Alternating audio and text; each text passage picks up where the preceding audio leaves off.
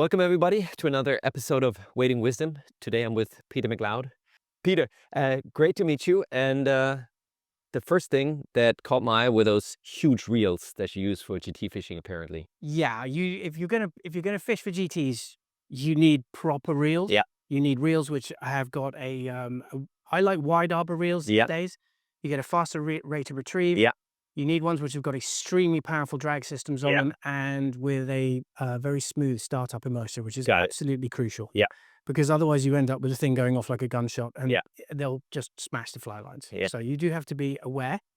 I have brought with me today, these are my favorite current saltwater reels, which are the Hardy Regent, Yeah. the Fortuna Regent series. Yeah. I've used every iteration that they have made, and so far this is the sort of culmination of everything. Yeah. These are the lightest ones I've used so far. Thinks I'm a trout. So in terms of when I head out to the Seychelles, generally speaking, I'm fishing the outer atolls. Yeah.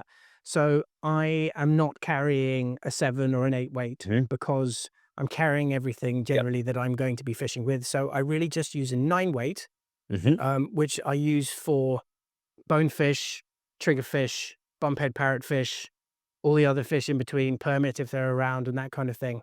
But my main weapon of choice is the 11 weight rig. Okay. And that is my main flats GT rig. And the main reason I like an 11 is because it's a beautiful rod to fish with. It's not quite so brutal as a 12. It tends to have a little bit more of a delicate presentation. I know everybody thinks that GTs will just smash everything that you put in front of them, but that's not actually the case. So an 11 weight gives me great flexibility, it gives me good presentation, but it still has the backbone to be able to stop a big fish if it's running on the flats. However, as you may have seen, quite a lot of the fishing we do is in the surf line, where the surf is actually crashing over the top of you quite a lot. And in that instance, we're probably no more than 300 yards away from the actual drop-off, where it goes straight from the flats down to about 1,800 feet. So for that, I need something with really serious stopping power. So if I pull some of these out, I'm currently using the Hardy Marksman Z range, which is a couple of years on the market, which I like a lot.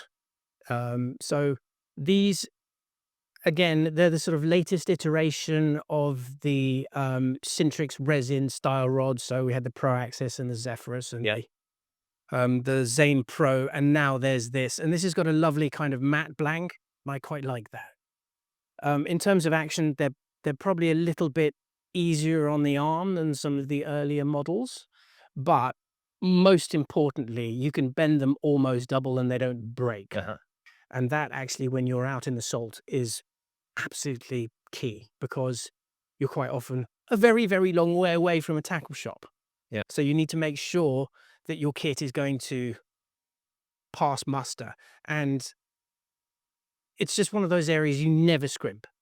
You've got to make sure that the kit is absolutely top notch. Yeah.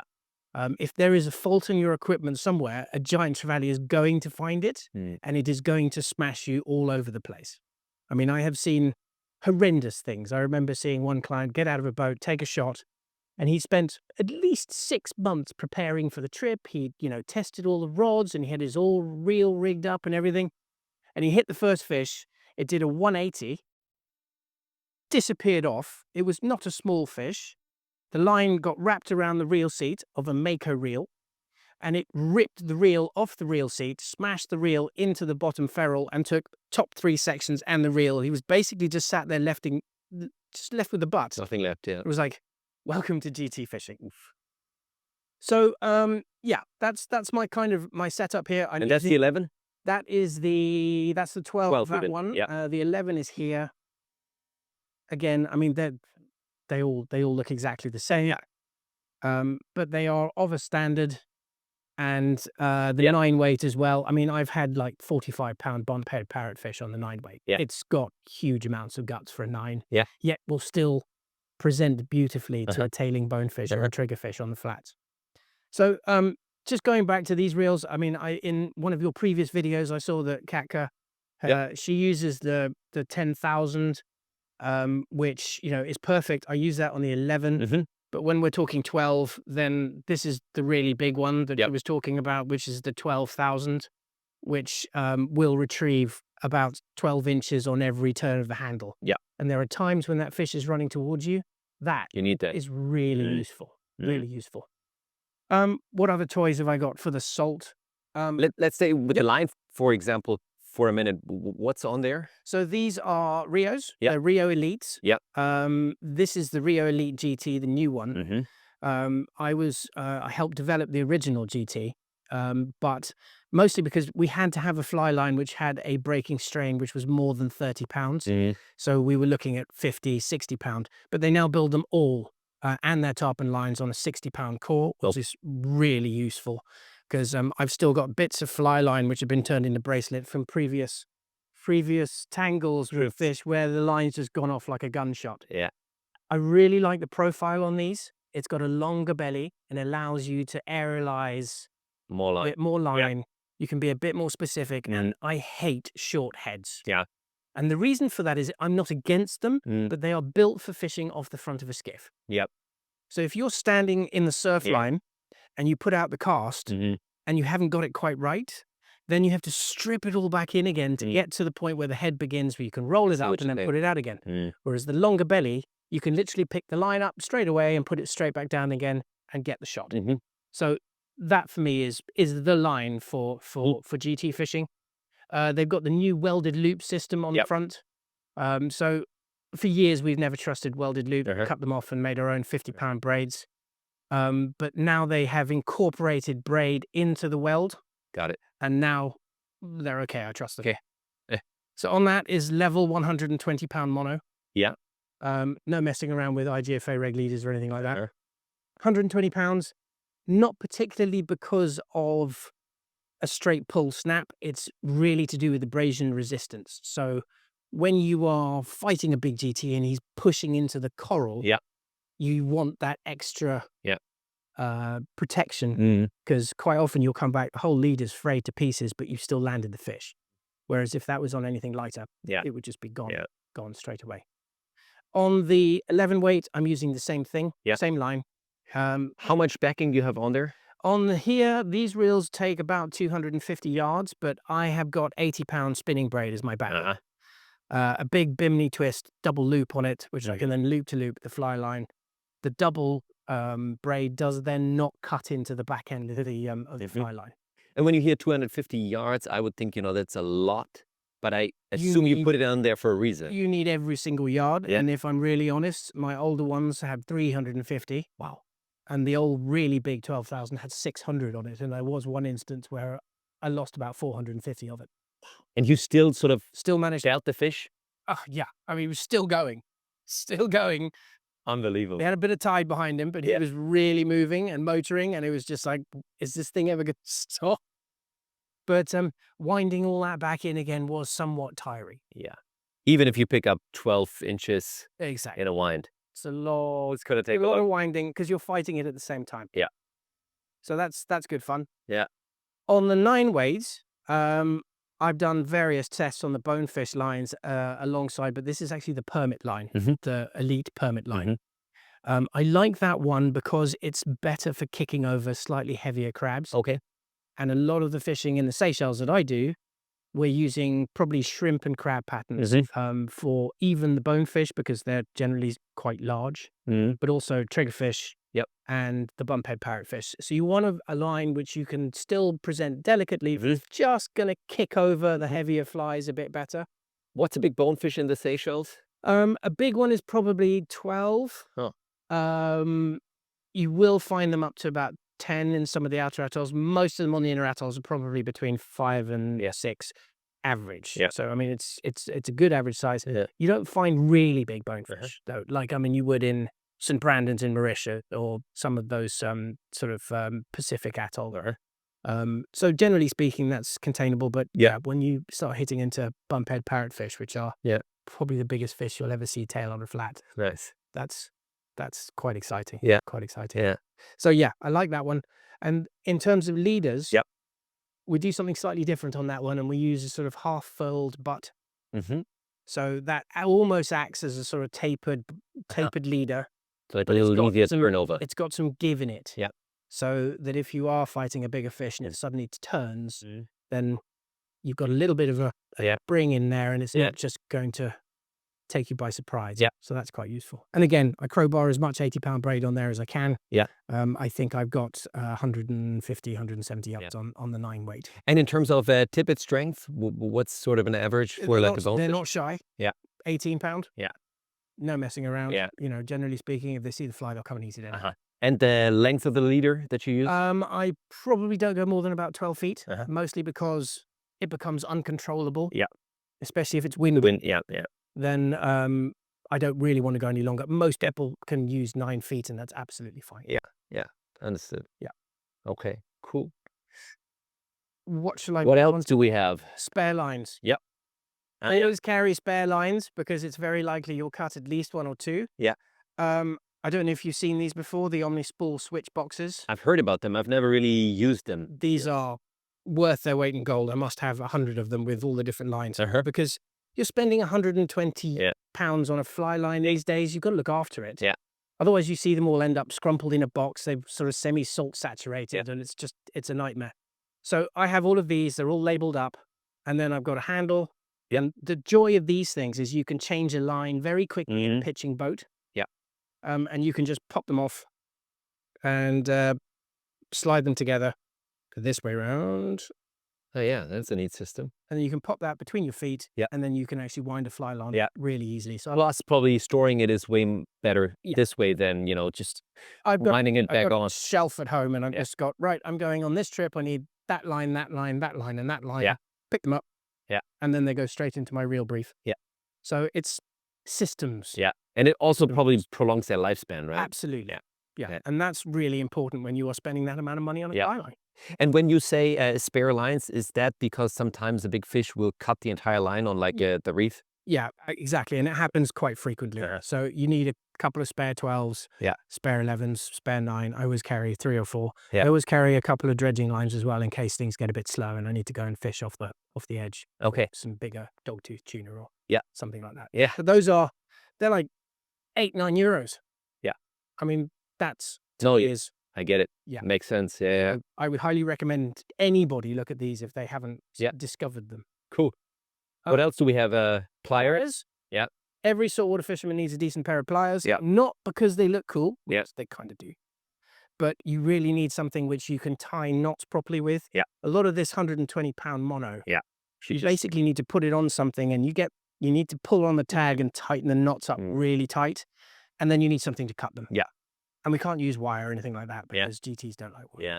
But they're just, and for unhooking fish too. Yeah. But they're not really long nosed, so I assume that's not really very. Most GTs hit the fly around the edge of the mouth anyway. They're normally caught in the scissors because they normally hit the fly and turn. So it's fine. You've just got to work it out. Yeah. And we're squashing all the barbs on the hooks anyway. Yeah. Yeah. To If you do a catch and release, that Yeah. makes a lot more sense. We've got to look after these things. Don't look after them. And then they go back Yeah. very well, but you just got to be gentle with them and careful and respectful. Yeah, makes sense. Yeah. Glasses? Glasses, I mean, if you're going to go saltwater fishing with useless glasses, don't bother. Yeah. They are worth investing in. I use Costas. Yeah. I've got them in about 3 or 4 different types of lenses. My favorites are these ones, which are the green mirror finish, which is a really good all-round lens based on a copper tint. Yep. And that's absolutely brilliant for most of the fishing that you're going to be doing. Then these ones, which are the blue mirrors, which are based on a gray finish, and that is very good for very bright sunshine. Okay. You really don't want to be squinting, otherwise you tend to get headaches. Yeah. And then when it rains or it's horrible, Yeah. because it does that even in the tropics, Yeah. believe it or not, most people do. These are the sunrise mirrors. Yeah. So a little more like a low light lens. Those are like my happy glasses. Yeah. You put those on, it's like, wow, Yeah. okay, I can Yeah. see everything. And it almost give you an unfair advantage, to be honest. And I also use these when I'm guiding here. Yeah, I was gonna say, like, This is my most prized possession. Yeah. And I look after those because they're quite hard to find now. Yeah. So yeah, lots of glasses. Yeah. I know that seems quite extravagant, but if you're just going to get one set, go for something copper based or amber based. Those are going to be your base. I like mirrors because the reflection just stops your eyes getting tired. Yeah.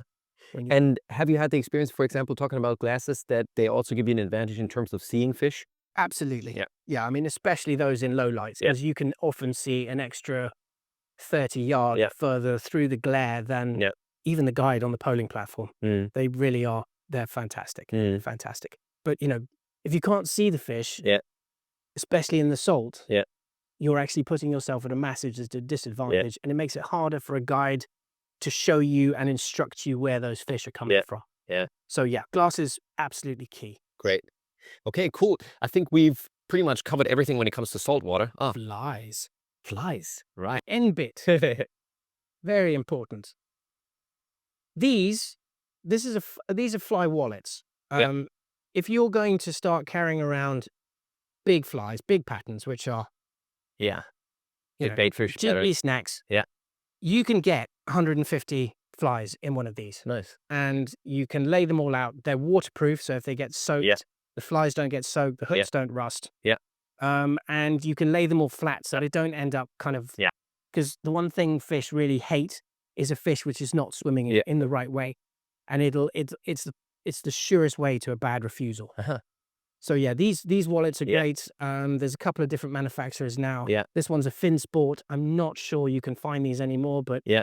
Snowbee make a copy, Uh-huh. which is really good. Uh-huh. And then I've just got a few sort of milkfish patterns in the front there. Got it. And when it comes to hooks, for example, is there anything that you swear by? I'm a big fan of the Gamakatsu Yeah. SL12s. I mean, yes, there's the Tiemco 600 SP as well, Yeah. which is a great hook, but I find that actually the Tiemco rusts faster. Okay. The Gamakatsus often I can wash off and then I can just use the fly again, Nice. as long as it hasn't been completely mangled. Yeah. And do you tie these yourself, or? I used to. Yeah. I'm now very lazy. Yeah. I'm afraid. So most of my fly patterns come from Fulling Milk. Yeah. And they have got a really good line of Mhm. GT flies now. Okay. Mostly through one of the guys who works for me, Ollie Yeah. Thompson. He used to be a guide down there. There are some really great Yeah. patterns. If you had to pick one, is there like a favorite? Can I have two? You can. Okay, I can have two. So my favorites probably are these split tone brushies. Yeah. This is great for being on the turtle grass Uh-huh. or on the flat situation. And then if you are going to then be in the surf line, black or black and purple is my really favorite go-to. If I've got any left, here we go. Black and purple. I even use that for huho, where I live. Yeah, exactly. And then black and purple, they're the one it's an ABC fly. Yeah. Already been chewed. Nice. And yeah, black and purple shows out really well Yeah. when you're pushing towards the blue water, and also when those fish are hot and excited and they're coming off the tide. Nice. So those would be my two go-to. Cool. I think. Cool. Yeah. And in terms of size, they aren't even that big. They're 6.0 hooks. Okay. I do carry some 4.0s and some Yeah. 2.0s as well, because if the water gets really skinny on a neat tide, Yeah. you start slapping these things You around. want to get a little lighter. fish. So Got it. then we go down to a bit of a lighter leader Yeah. material. And you can also mess around with kind of, you've got GTs on the back of rays. You could even go to sort of big mantis shrimps, which are really cool. Cool. And would these only attract GTs, or would you catch something Oh, I mean, as well? those things will attract pretty much everything Right. that's predatory. It look on pretty the planet. universal. So Yeah. Bluefin Trevally, love those. Nice. But for the majority of the other species, have I got any dead flies in here? Because I tend to stuff them. Things like Yeah. that's an itchy trigger. Yeah. Which is tied on an odor hook, and that's great for triggerfish because they can't bite through it. Yeah.